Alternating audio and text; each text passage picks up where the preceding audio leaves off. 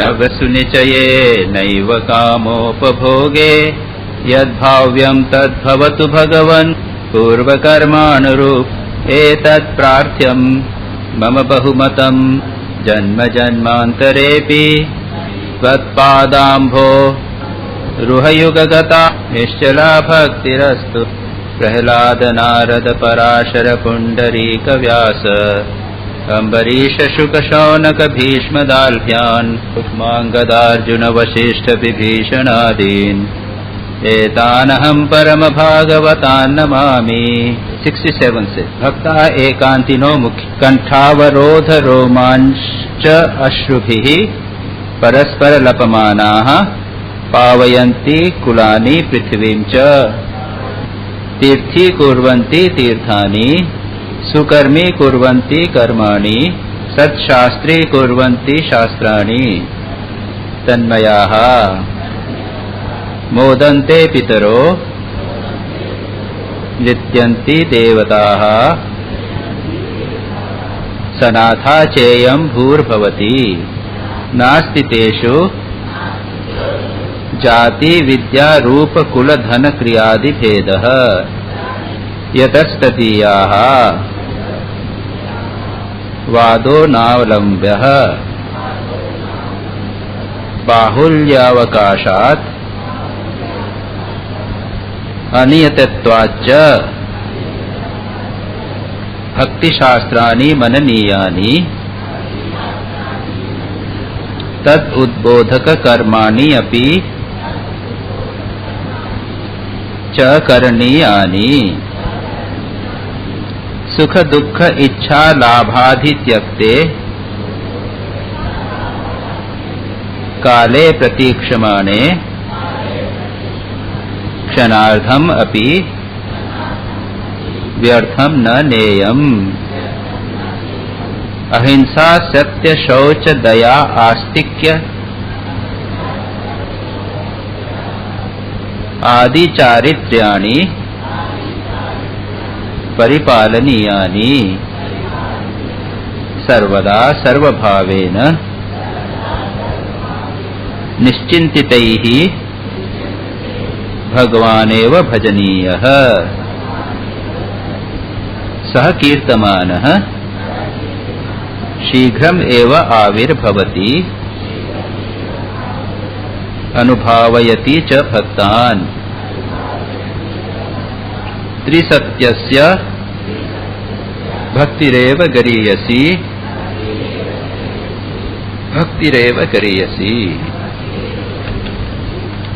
हम नारद भक्ति सूत्र के अंतिम चरण पर आ गए हैं। प्लान तो यह था कि इसके पहली वाली क्लास में समाप्त कर दिया जाए, लेकिन अंतिम जो कंक्लूडिंग सूत्र हैं जो आपके पास सूत्र पाठ में नहीं है, जिनके पास पुस्तक है वो उसमें प्राप्त कर लेंगे, लेकिन बाकी आप लोगों को सूत्र पाठ में नहीं है। हमारे पास 61 सक्त है, लेकिन 62, 63 और 64 ये 3 सूत्र 62, 63, 64 ये 3 कंक्लूडिंग सूत्र हैं।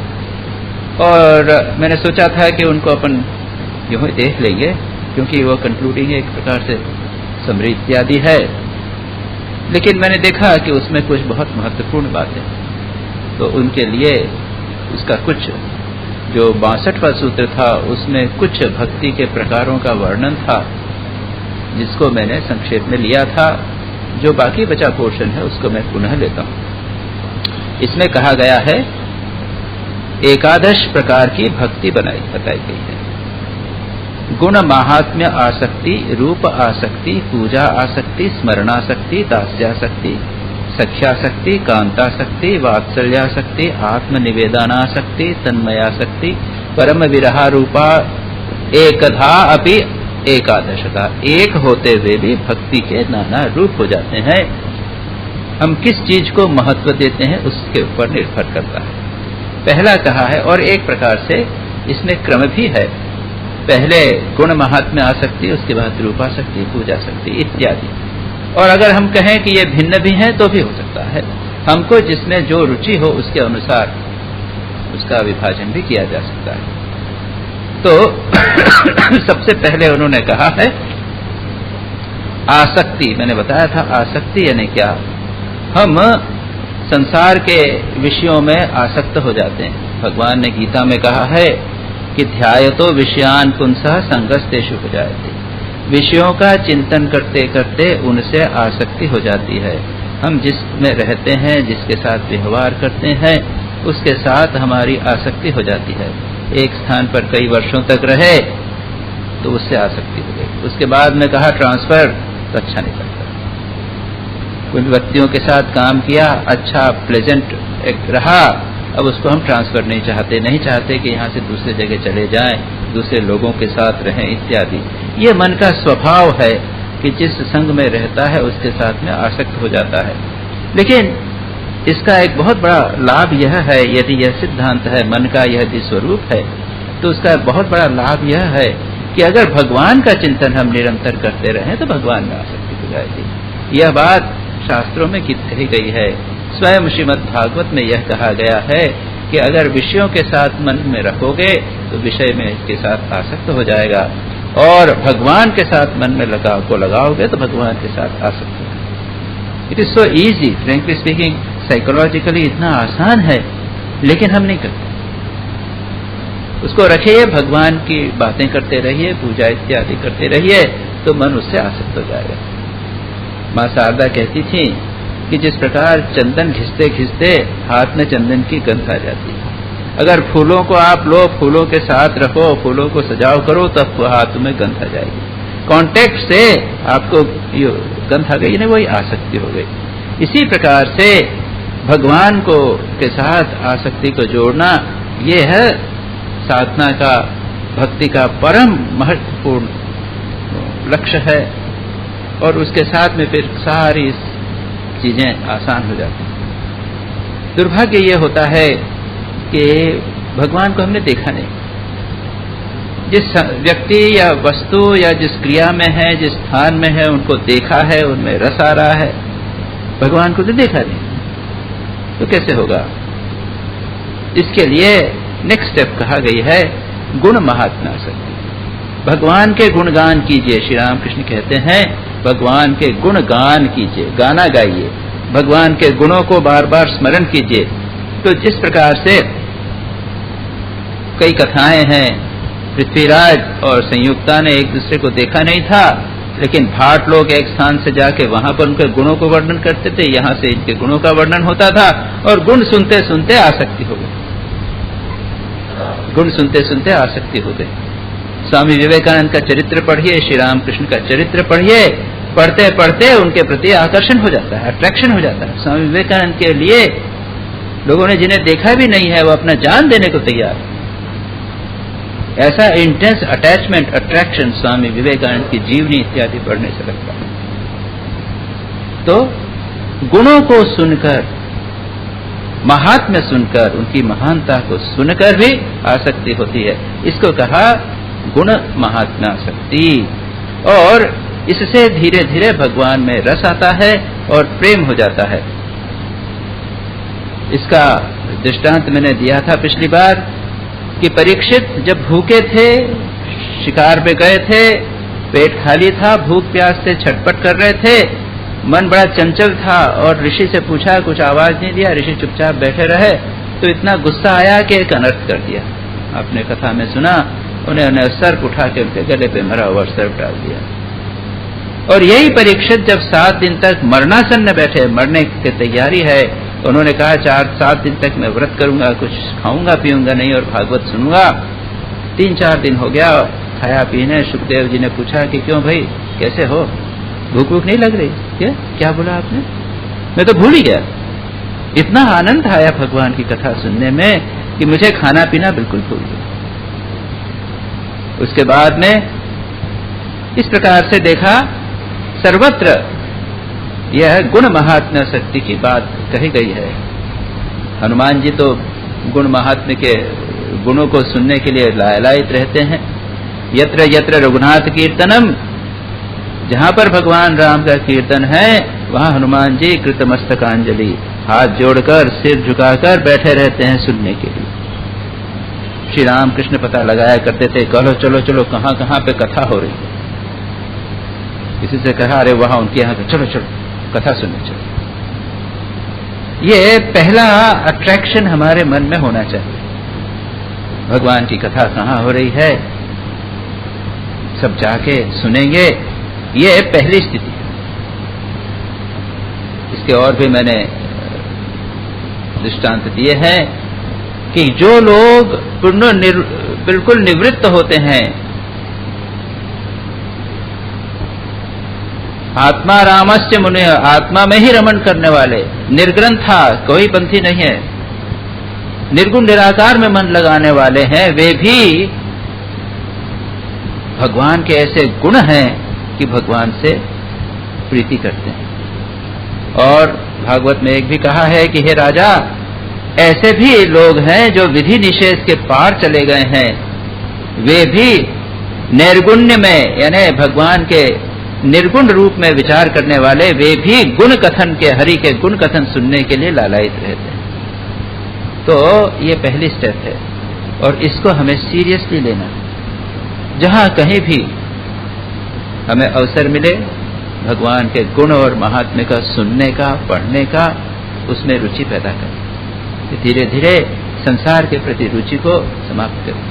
और एक बार अगर इसका स्वभाव व्यवहार अभ्यास हो गया तो फिर बाकी कथाएं अच्छी नहीं लगेंगी, बारी बातचीत अच्छी नहीं लगेगी। लगेगा कि बस श्रीमद् भागवत करें, श्री रामकृष्ण वचनामृत पढ़ें या श्री रामकृष्ण लीला प्रसंग, उसमें श्री रामकृष्ण के गुण और महात्म्य का बहुत विस्तार है, उसको पढ़ें और कुछ न पढ़ें, ऐसी रुचि हो जाएगी। दूसरी स्थिति आती है रूपासक्ति, भगवान के रूप की आसक्ति। अब ये रूपासक्ति उसी समय होती है जब कोई अवतार होवे, भगवान होवे अपने स्थूल शरीर में, तो उनको देखकर उनके प्रति मन आकर्षित होता है। भगवान राम और कृष्ण में ट्रिमेंडस आकर्षण था। वो भौतिक, सच पूछा जाए तो भगवान तो हमारे मन को इस नाम रूप से परे ले जाने के लिए आए। भगवान सच पूछा जाए नाम रूप से परे हैं, वे सच्चिदानंद हैं, लेकिन फिर भी वे रूप धारण करके आते हैं, क्योंकि हम रूप के बिना नहीं चलता। श्री रामकृष्ण का ऐसा आकर्षण था। संभ्रांत घराने की महिलाएं उनको देखने के लिए आया करती थी और देखती रहती थी। लेकिन श्री रामकृष्ण, और सच पूछा जाए तो ये जो अट्रैक्शन होता है, ये स्पिरिचुअल अट्रैक्शन हुआ करता है। ये जो रूप है राम और कृष्ण में, तो रूप वास्तव में जिसे आप कहते हैं ना फॉर्म का भी है, एक्चुअल फॉर्म जो है उसमें भी था, लेकिन बाकी अन्य जो संत हो गए हैं, महापुरुष हो गए हैं, उनमें जो आसक्ति, जो रूप है वह स्पिरिचुअल रूप है। श्री रामकृष्ण एपरेंटली कोई सुंदर व्यक्ति तो नहीं, आप चित्र देख लीजिए, थोड़ी सी दाढ़ी है, आंखें वो है, मुंह थोड़ा सा खुला हुआ है, एपरेंटली तो अट्रैक्टिव नहीं है। सेंट फ्रांसिस ऑफ एसिसी तो अगर कहा जाए कि वह कुरूप है तो अतिशयोक्ति नहीं होगी। अब्राहम लिंकन कुरूप थे। एक बड़ी सुंदर कहानी है उसके संबंध में, तो एक व्यक्ति अपनी बालिका के साथ में, 5-7 वर्ष की बच्ची के साथ में अब्राहम लिंकन से मिलने गया और देखा कि बातचीत हो रही है, अब्राहम लिंकन उससे बात कर रहे हैं, वो भी बात कर रही है। फिर उसने सावधान होकर कहा बच्ची को कि देखना, you don't comment upon his beauty, ऐसा मत करना, don't comment upon his ugliness. तो बच्ची कहती no daddy, he is so beautiful, beautiful. उन्होंने इतने प्रेम से उसके साथ बातचीत की कि उसको लगा कि ये तो बहुत ही अच्छे व्यक्ति हैं। बच्चा जो है वो हम नाक नक्शे नहीं देखता जैसे हम लोग देखते हैं। तो आध्यात्मिक व्यक्तियों में स्पिरिचुअल ब्यूटी होती है। सेंट फ्रांसिस को देखने के लिए लोग पागल रहते थे, इतना अट्रैक्शन था उनमें। श्री रामकृष्ण को देखने के लिए लोग पागल हो जाते थे। एक दिन देखा उन्होंने, जब जयराम कामारपुकुर से वे जा रहे थे, पालकी में बैठकर जा रहे थे, जयराम बाटी कामारपुकुर से कहीं दूसरे स्थान जा रहे थे, तो भीड़ लगी हुई थी उनको देखने के लिए। तो श्री रामकृष्ण को आश्चर्य हो, उसने कहा कि क्या बात है, मुझे देख, ये कौन, कैसे खड़े हैं लोग? तो हृदय ने कहा कि मामा ये आपको देखने के लिए खड़े हुए, तो मेरे को देखने के लिए? श्री रामकृष्ण तो फक्कड़ आदमी थे, उन्होंने कहा कि इनको कहो चले जाए, नहीं तो मैं अभी नंगा हो जाऊंगा। स्पिरिचुअल ब्यूटी, एक स्थिति ऐसी आई थी कि चेहरा उनका चमकता था, लोग उनको देखने के लिए खड़े रहते थे। तब उन्होंने कहा माँ इस रूप को अंदर ले लो, अंदर ले लो। तो यह है रूपासक्ति। कृष्ण और राम के प्रति लोग आसक्त होते थे, उनको रूप देखते रहते थे, ये तो सर्वविदित है। यहाँ तक कि जो खरदूषण थे, जब मारने के लिए, युद्ध करने के लिए आए राम के साथ में, तब उनको देख के लगा कि अरे ये इतने सुंदर हैं, इनको तो he doesn't deserve to be killed, बड़ी कृपा दया दिखा रहे हैं, लेकिन भगवान ने उन्हें मार डाला, वो बात दूसरी है। लेकिन राक्षस जो शत्रु हैं उनको भी भगवान रूप के प्रति आकृष्ट हो जाते थे। राजा जनक जो वैदेह कहे जाते हैं, जो उनका मन सदा निराकार में रहने का अभ्यस्त हो गया था, वो भी रूप के प्रति आकृष्ट हो जाते। तो ये दूसरा हुआ रूपाशक्ति। तीसरा है पूजा शक्ति। कुछ लोगों को पूजा करने का अभ्यास होता है, उसमें आनंद आता है। उद्धव जैसे पूजा बचपन से किया करते थे। श्रीमद् भागवत में अम्बरीश का वर्णन आता है, अम्बरीश राजा थे, वो पूजा किया करते थे, ऐसे तन्मय हो जाते थे कि सब कुछ भूल जाते थे। और ऐसे में दुर्वासा ऋषि की अवज्ञा हो गई थी पूजा के कारण, और दुर्वासा ने उन्हें श्राप दे दिया था। लेकिन वो भगवान की पूजा में ऐसे तन्मय थे कि जो शक्ति या जो मारने आई थी वो दुर्वासा के तरफ चली गई थी। वो पूरी कहानी है। तो ये दूसरा हुआ पूजा शक्ति।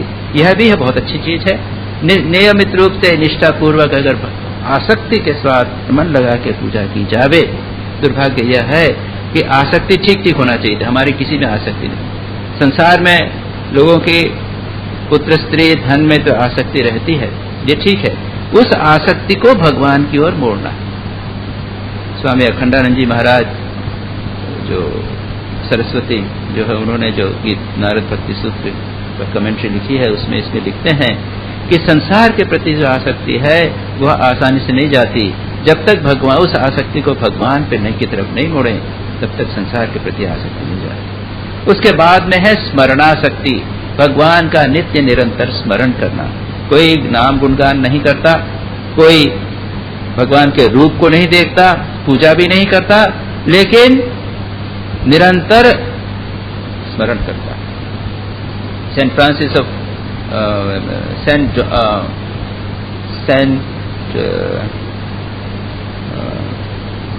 Practice of presence of God, Brother Lawrence, वो कहते हैं कि मैं नित्य निरंतर भगवान का स्मरण करता रहा हूं, हमेशा I feel as if God is in present in mind. वो कहते हैं कि ध्यान करता हूं तब भी कुछ नहीं है, ध्यान में जो मैं हमेशा करता रहता हूं वही करता हूं, ध्यान में भी सदा भगवान का स्मरण करें, ये हो सकता है।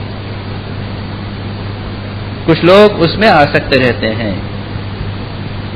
तद्विरस गीता उसमें भी कहा है, नारद भक्ति सूत्र में नारद ने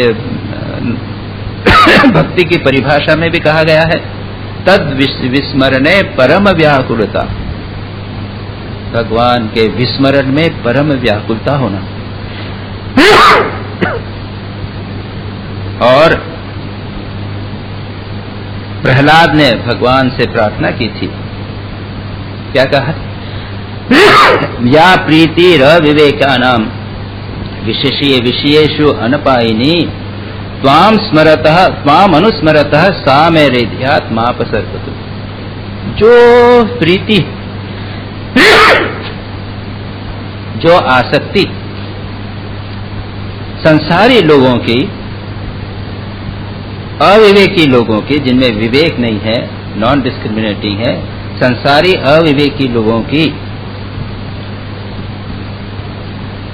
विषयों में रहती है, अनपायिनी, छूटती नहीं। विषयों में ऐसे फंसे हुए हैं, ऐसा मन लगा हुआ है कि वह छूटता नहीं। ऐसी प्रीति आपके स्मरण में मेरे हृदय में हो हुए।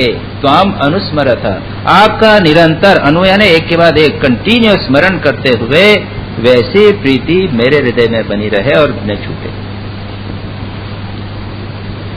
और एक बहुत सुंदर श्लोक है, सा हानि हानि तत् महत् छिद्रम साच अंध जड़ मूढ़ता यत मुहूर्तम क्षणवापि वासुदेवम न चिंतये। भगवान का क्षण भर भी चिंतन न होना वही है सबसे बड़ी हानि, वही है सबसे बड़ा स्खलन या छिद्र या फॉल्ट, और वही है सबसे बड़ी मूर्खता, अज्ञान या जड़ता। निरंतर भगवान का स्मरण करना, देखिए एक इतनी वंडरफुल चीज है ये कि अगर हम ऐसा करने लग जाएं तो हमारी सारी समस्याएं संसार की छूट जाएं। ये स्ट्रेस स्ट्रेन नहीं। और इसके ऊपर तो कई बार मैंने रिट्रीट में भी कहा है कि किस प्रकार से हम संसार के कर्म करते हुए भी भगवान का स्मरण कर सकते हैं। मन को हम आधा मन हम भगवान में लगाए रख सकते हैं। ये संभव है, और संभव ही नहीं, यह आवश्यक है। निरंतर भगवान का स्मरण करने लगना, या फिर भगवान का नाम गुणगान करते रहिए या स्मरण करिए। ये दो चीजें नित्य निरंतर हम कंटिन्यूअसली कर सकते हैं। तो कुछ लोग होते हैं स्मरणासक्ति, हरि स्मरणम स्मृति सर्व विपद मोक्षणम। भगवान का स्मरण जो है वो समस्त विपत्तियों से मुक्ति है। मां शारदा कहती हैं, वर्ड के ऊपर उन्होंने वो किया है, प्ले किया है, साहित्य जिसे कहते हैं, श्लेष कहिए या कुछ भी कहिए। जो इष्ट का चिंतन करता है उसका अनिष्ट कैसे हो सकता है? अनिष्ट यानी विपत्ति, कष्ट, दुख, और इष्ट यानी हमारे इष्ट भगवान जिसको हम प्रेम करते हैं। जो इष्ट का चिंतन करता है उसका अनिष्ट कैसे हो सकता है? और ये बिल्कुल ठीक बात है।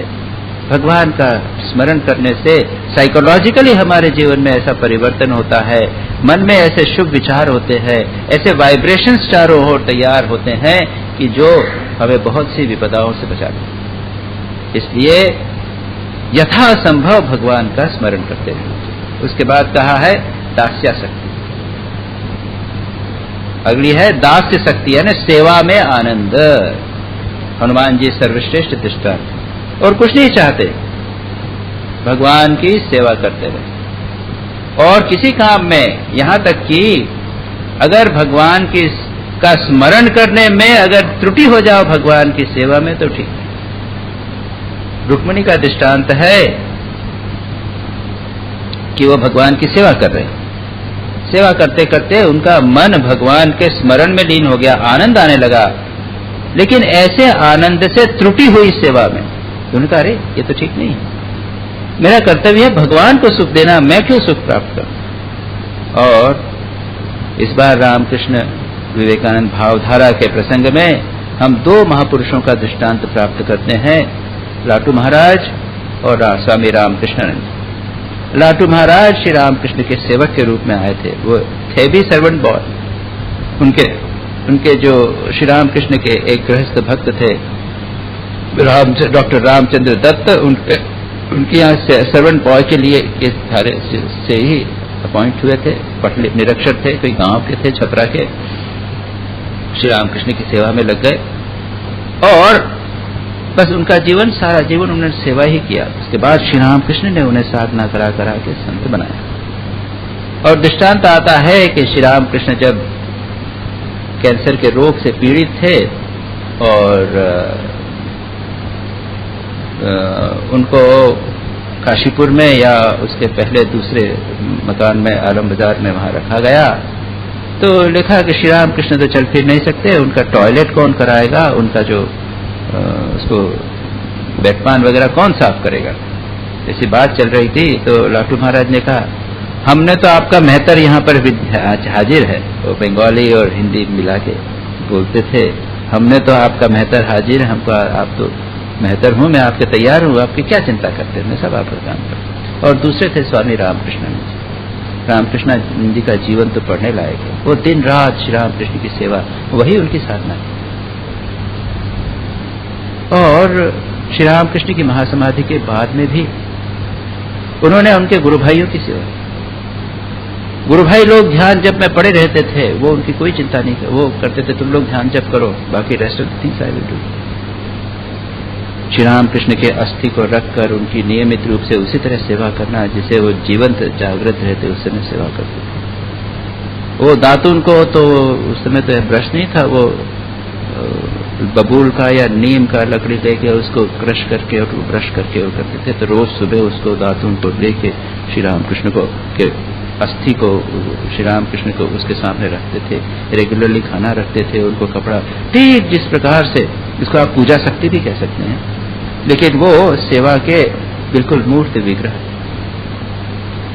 और कहते थे अपने गुरु भाइयों को कि तुम लोग करो, मैं सब देखना। उनके लिए खाना भिक्षा जुगाड़ करके लाते थे, खाना बनाते थे और उनको खींच खींच के उठा उठा के ध्यान से उठा के खाना खिलाते। यह अद्भुत आदर्श सेवा शक्ति का उन्होंने कहा। यह जो सेवा का भाव है, याद रखिए, ये सच पूछा जाए आज के युग के सर्वश्रेष्ठ भाव। इसमें विनम्रता रहती है और आत्मनिवेदन का भाव रहता है, सुख प्राप्ति का भाव इसमें रहता है कि भगवान का सुख को सुख प्राप्त करे, मुझे प्राप्त हो। और अन्यथा दूसरे भावों में एक प्रकार से कभी कभी स्वयं के भोग की इच्छा भी आ जाती। तो ये हुआ सेवा शक्ति। उसके बाद में सख्या शक्ति, सख्य का भाव, श्री भगवान हमारे मित्र हैं, वो भाव उसमें है। सुबल, श्री राम, भद्र आदि जो श्री कृष्ण के साथ जो व्यक्ति थे, उनका भाव था ये हमारे मित्र हैं। तो कभी कभी खेलने में श्री राम कृष्ण हार जाते थे तो श्री राम कृष्ण के सिर के ऊपर वो श्री दामा पर खड़े होते बैठते थे। श्री दामा को श्री राम कृष्ण भगवान श्री कृष्ण ले जाते थे। रामकृष्ण विवेकानंद भावधारा में एक दृष्टांत में प्राप्त होता है मिस मैक्लाउड का। मिस मैक्लाउड श्री राम स्वामी विवेकानंद के पास जब पहली बार आई तो वो उनसे 8 वर्ष बड़ी थी, लेकिन जिस दिन उन्होंने स्वामी विवेकानंद का लेक्चर सुना, उन्होंने कहा कि the first word I heard from him was truth, the next I heard from him was truth. और उसके बाद इतने वर्षों तक मैंने जो कुछ भी उनके प्रवचन इत्यादि सुने हैं, प्रत्येक सेंटेंस जो था वो ट्रुथ। वो अपने आप को स्वामी विवेकानंद का फ्रेंड कहा जाता, स्वामी विवेकानंद का भक्त डिसाइपल नहीं थे, फ्रेंड कहा जाता। उनका व्यवहार भी था और स्वामी विवेकानंद उसको अप्रिशिएट करते थे, बातचीत करने में, रहने चलने फिरने में, सब उनके व्यवहार को करते थे। स्वामी विवेकानंद की महासमाधि के बाद में स्वामी विवेकानंद का कमरा जो है आप जाके देखेंगे, वहां पर एक बड़ी कॉट, एक कॉट है जिसके ऊपर बड़ा गद्दा वगैरह है। स्वामी विवेकानंद उसके ऊपर सोया करते थे। उसकी भी कहानी है, खैर वो बात कभी मैं सुना चुका हूँ। मिस मैक्लाउड आई, कमरे में गई और हम लोग तो प्रणाम करते ना नीचे झुक के, ऐसा नहीं किया। उस कॉट के पर बैठ गए जैसे कोई लेटा हुआ हो और आप फ्रेंड जाके उसके कॉट के ऊपर बैठता है।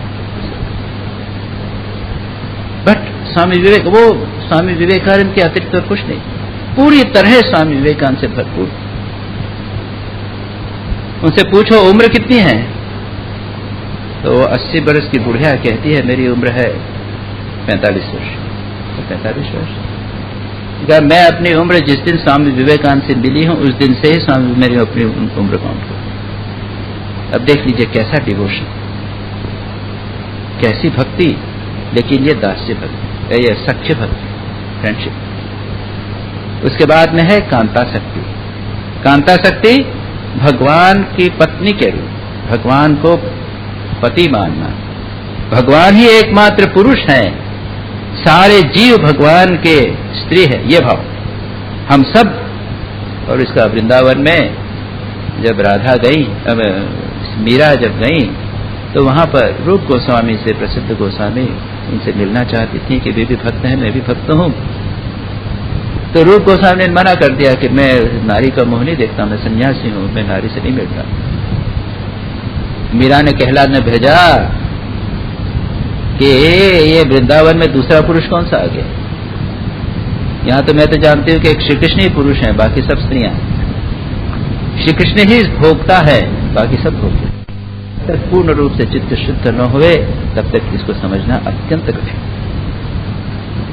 तो यह हुआ कांतासक्ति। इसमें भाव क्या है? गोपियों का भाव, कोटि कोटि कष्ट सहन करना पड़े, कोटि कोटि नरकों में पड़ना पड़े, लेकिन उससे अगर श्री कृष्ण को अगर सुख का आभास भी हो जावे तो उसको सहन करने में एक श्लोक है, उसमें ये कहा गया श्री कृष्ण को सुख मिले, अच्छा सुख का आभास भी मिले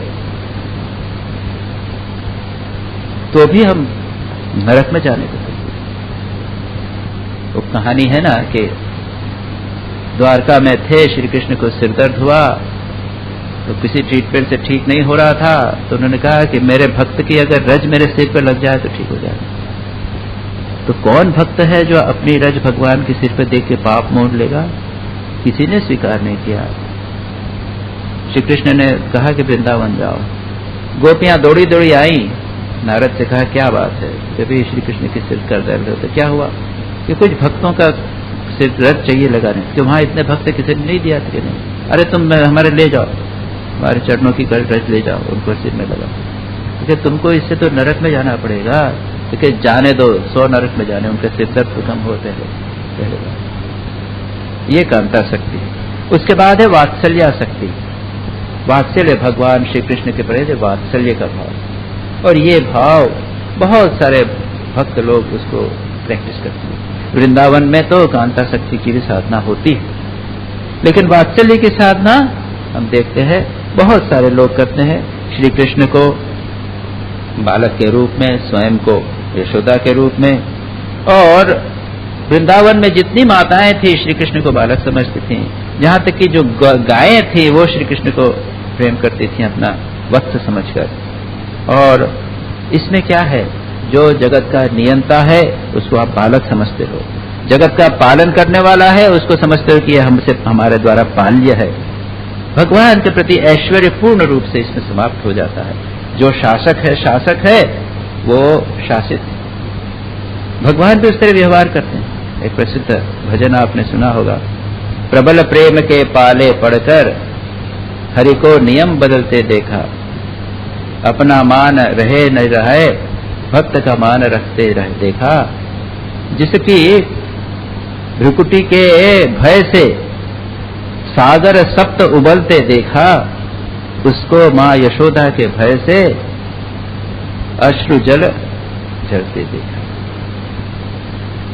और जो संसार का पालक है वो गोपियों से थोड़े से दूध मक्खन के लिए 10-10 बार मार रहा, भगवान प्रेम के वशीभूत हो जाते। उसके बाद में है आत्मनिवेदनासक्ति। गिरीश घोष का हमारे रामकृष्ण मिशन में total surrender to God, total surrender to God. वो कुछ नहीं कर सकते थे। आपने कई बार उनकी कहानी बता चुका हूं। वो कुछ भी नहीं कर पाते थे। उनको कहा श्री रामकृष्ण ने कि सुबह शाम भगवान का नाम लो, उन्होंने कहा कि मेरे से नहीं होगा। खाने के पहले नाम ले लो, वो भी नहीं होगा। उनका अच्छा ठीक है, यू कंप्लीटली सरेंडर, तो मैं पूरा सब मुझे मेरे में सरेंडर कर। और उसके बाद में ऐसी सिचुएशन हो गई कि अंत बाद में उनकी पत्नी की मृत्यु हुई, उनके पुत्र की मृत्यु हुई।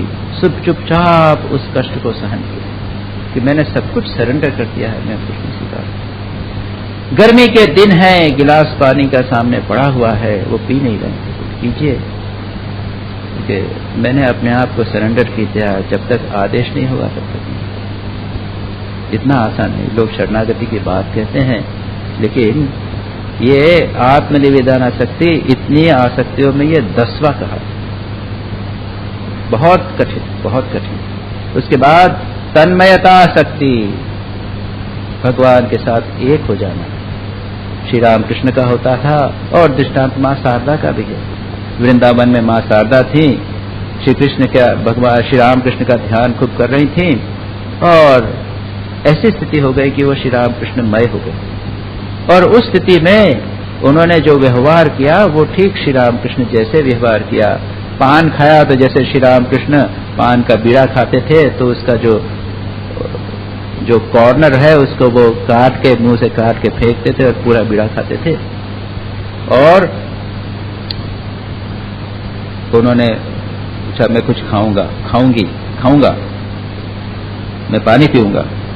तो बंगाली में तो वो आमी जल खाबो, फीमेल मेल फीमेल नहीं होता है, आमी जल खाबो। जैसे श्री रामकृष्ण बोलते थे समाधि से नीचे उतरते समय वैसा बोला। और फिर योगेन महाराज स्वामी योगानंद उस समय वहां पे थे, उन्होंने कुछ प्रश्न पूछे, उन्होंने ठीक उसी प्रकार उत्तर दिए जैसे श्री रामकृष्ण दिया करते।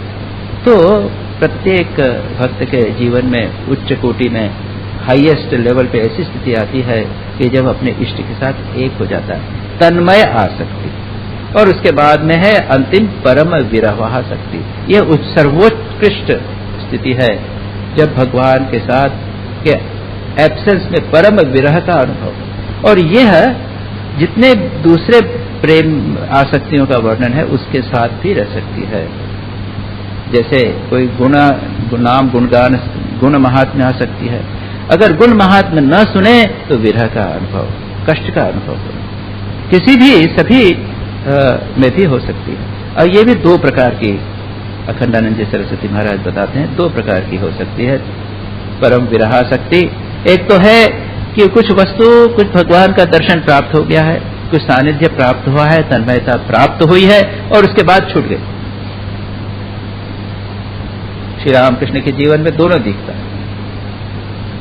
श्री रामकृष्ण को भगवान का दर्शन, मां का दर्शन नहीं हो रहा था, अत्यंत विरह में इतने कातर हो गए कि वो तलवार लेकर अपने गर्दन पर मारने लगे, परम विरह आसक्ति। और दूसरा, दर्शन हो गया, आनंद के सागर में डूब गए, उसके बाद जब ठीक हुए फिर भगवान का दर्शन नहीं हो रहा, फिर व्याकुल होकर अपना सिर जमीन पर खींच देते हैं, प्रभु मां दर्शन दो, दर्शन। एक बार दर्शन हो चुका, वो दर्शन चला गया है, उसको पुनः प्राप्त करने के लिए प्रयत्न कर रहे हैं। इसको दो प्रकार का है ये परम विरहासक्ति। तो ये तन्मयासक्ति, परम विरहासक्ति और आत्मनिवेदनासक्ति, ये बहुत उच्च कोटि की है। वैसे ये सारा जो रेफरेंस दिया जा रहा है वो मुख्य भक्ति का ही है, जिसमें मुख्य भक्तों का वर्णन है। फिर भी जो बाकी आसक्तियां हैं, जैसे गुण महात्म्य, उसके बाद रूप, उसके बाद में पूजा, उसके बाद में स्मरण, दास्य, सख्य, वात्सल्य, इनका तो हम अभ्यास भी कर सकते हैं। इनमें से किसी न किसी भाव को अपने जीवन में लेकर, मुख्य लेकर उसको कर सकते हैं। खास करके जहां तक हम लोगों का प्रश्न है, एक तो भगवान का नित्य निरंतर स्मरण और दूसरा भगवान का नाम गुणगान, ये दो इजीएस्ट हैं। और फिर भगवान के साथ हमें कोई न कोई संबंध बना देना चाहिए। एक बहुत महत्वपूर्ण बात हमें अच्छी तरह समझ लेनी चाहिए कि जब हम भक्ति करें भगवान की, तो पहले इष्ट निर्धारण होना चाहिए, किसको आप अपना इष्ट मानते हैं। राम, कृष्ण, काली, दुर्गा, किसको मानते हैं? और उसके बाद साथ आपका संबंध क्या है? अगर काली, दुर्गा को माना तो खैर तो सीधी बात हो गई, हम अपने आप को संतान समझते हैं और उसको मां समझते हैं। अगर कृष्ण माना तो फिर उसमें समस्या है, कृष्ण को आप क्या समझते हो? राम अगर हो तो उसमें राम में दास्य भक्ति का प्राबल्य। भगवान राम को अगर आपने इष्ट माना है तो दास्य भक्ति आसान हो जाती है। श्री कृष्ण हो तो वात्सल्य या कोई भी अन्य भावों को भी हम ले सकते हैं और उस एक भाव को पकड़कर रखना चाहिए। श्री रामकृष्ण ने आज के युग में बताया, भगवान को मां के रूप में आप पूजित कीजिए, अपने को संतान रखिए। कलयुग के लिए, आजकल के लिए यह भाव श्रेष्ठ भाव जो हो। इस प्रकार या इस श्लोक को हमने, इस सूत्र को देखा। उसके बाद में दो और सूत्र है, कंक्लूडिंग सूत्र है। इति एवं वदंती, आपके पास नहीं है, मैं स्वयं केवल आपके लिए बोल देता हूं। इति एवं वदंती जन जल्प निर्भया एकमताः कुमार व्यास शुक शांडिल्य गर्ग विष्णु कौंडिल्य शेष उद्धव आरुणि बलि हनुमत विभीषणाय दो आचार्या। इसी प्रकार इति एवं वदंती, यह जो मैंने अभी तक वर्णन किया है इस प्रकार ही कहते हैं। कौन? भक्ति आचार्या, भक्ति आचार्य। ये इन भक्तियों के नाम बताए। हम जो पाठ करते हैं उसमें भी मैंने क्या कहा है, प्रहलाद, नारद, पराशर, पुंडरीक, व्यास, अम्बरीश इत्यादि परम भागवतों के हम नाम गिनाते। ये नाम गिनाना, भक्ति का पाठ कर रहे हैं, वो पुण्य होता है। हम उनके प्रति अपना आदर दर्शित करते हैं।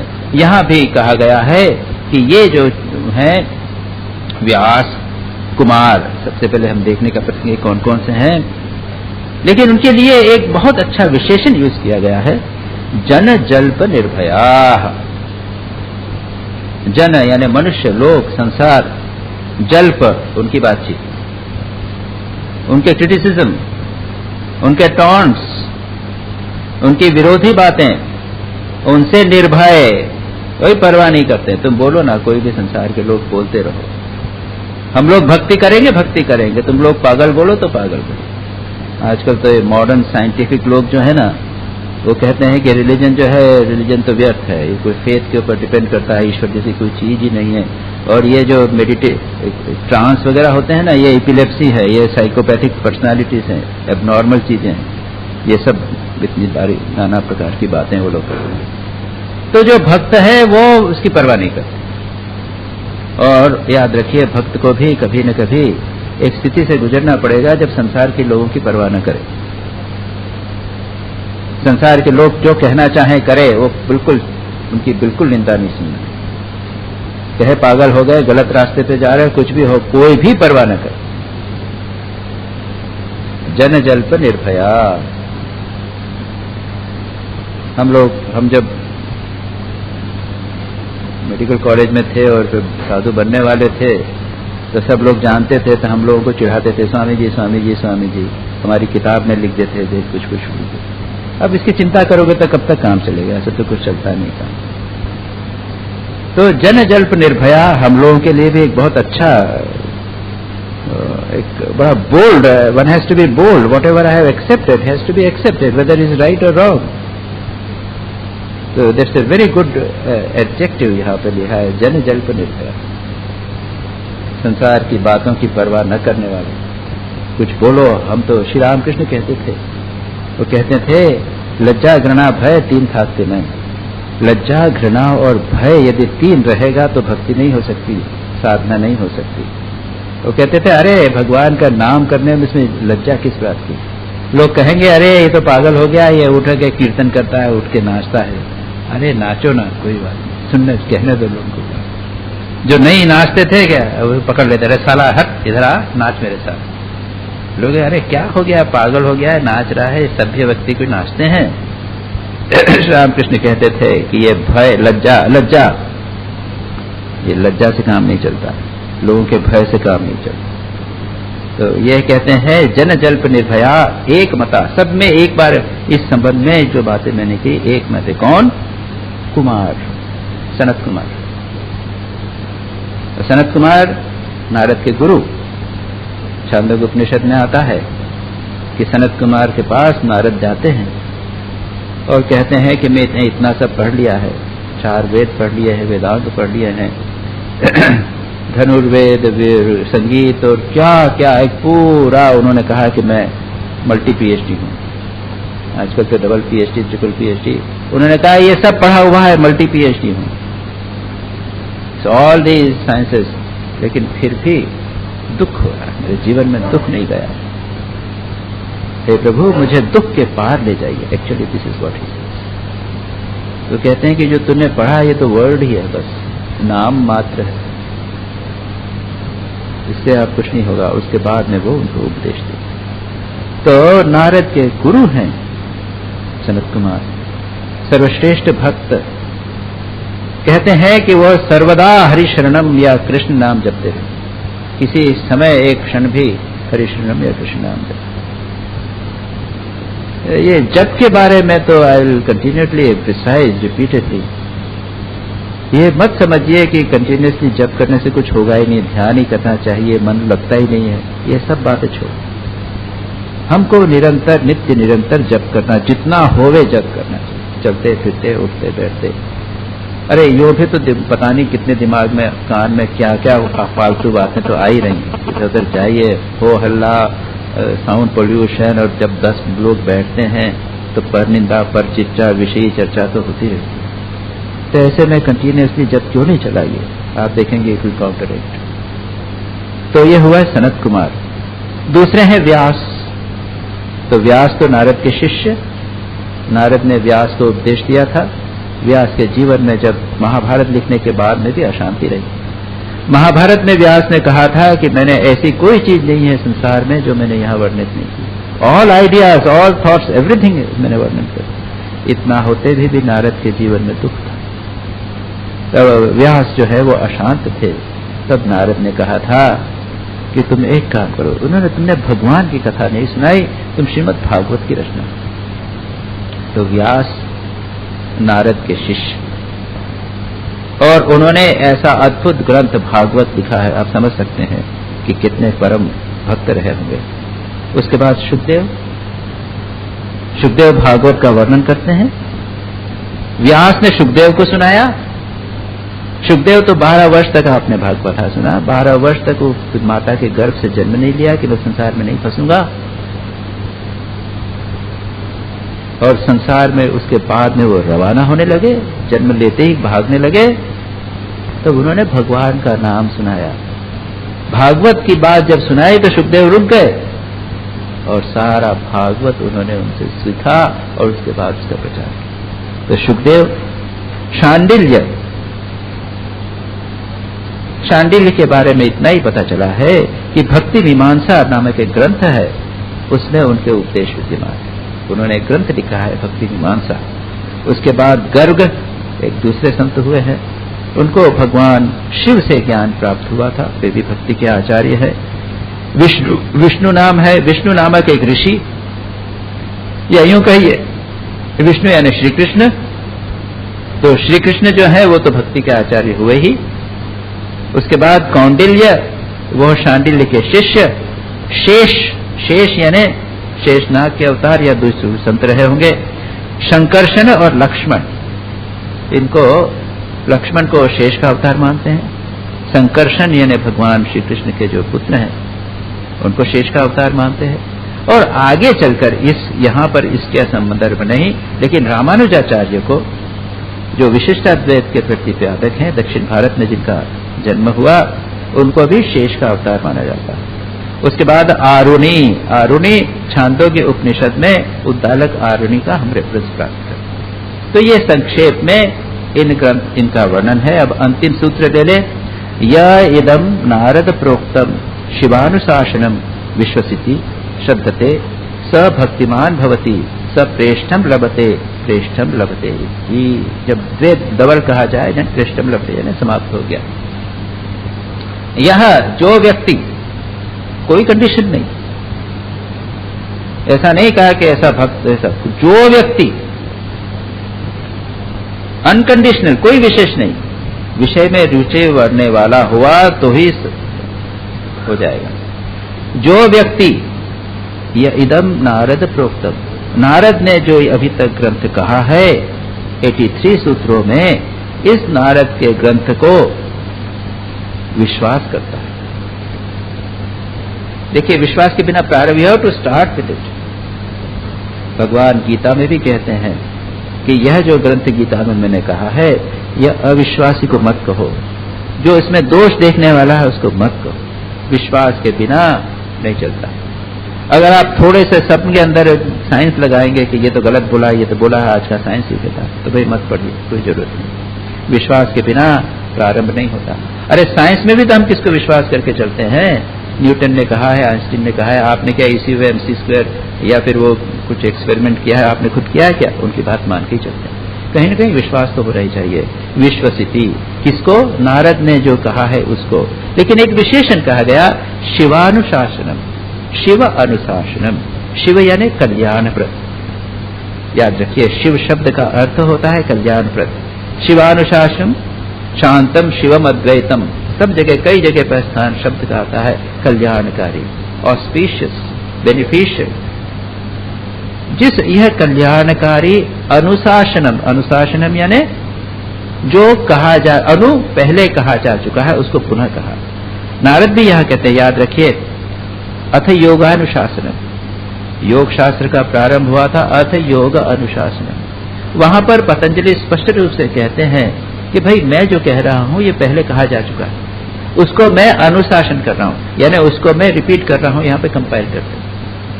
और नारद ने प्रारंभ का अथ प्रकृति व्याख्या से हम अभी भक्ति की व्याख्या कर रहा हूं, लेकिन अंत में कहते हैं यह अनुशासन है।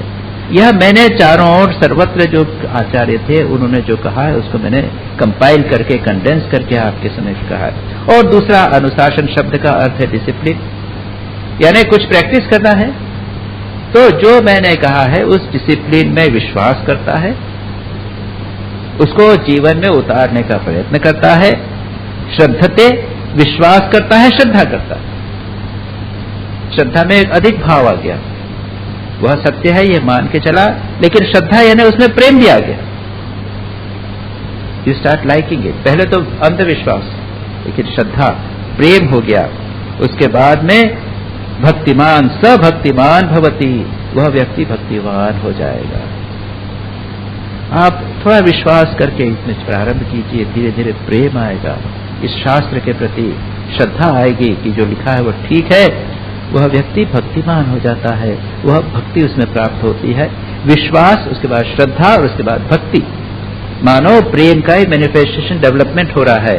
सप्रेष्टम लभते, वह प्रेष्ठ यानी प्रियतम या most wanted, what you want, प्रेष्ठ, प्रियतर, प्रियतम, श्रेष्ठतम व्यक्ति है, प्रियतम वस्तु को प्राप्त करता है, भगवान को प्राप्त करता है। इस प्रकार से यहां पर इस सूत्र के द्वारा इसको कंक्लूड किया गया। मुझे मेरा निवेदन है कि आप लोग थोड़ा सा रिवाइज करेंगे। कर लिया, कुछ नोट्स बनाए हैं, कुछ पुस्तक है, उसको थोड़ा सा रिवाइज करना चाहिए। ये ग्रंथ ऐसे है कि सिर्फ पढ़ लेने से नहीं है, उसको थोड़ा सा अपने जीवन में उतारने का प्रयत्न करें, एक एक वैल्यू अपने जीवन में उतारने का प्रयत्न करें, तो यह सार्थक होगा। प्रहलाद नारद पराशर पुंडरीक व्यास, अंबरीश शुक शौनक भीष्म दाल्भ्यान, रुक्मांगदार्जुन वशिष्ठ विभीषणादीन्, एतानहं परम भागवतान् नमामि।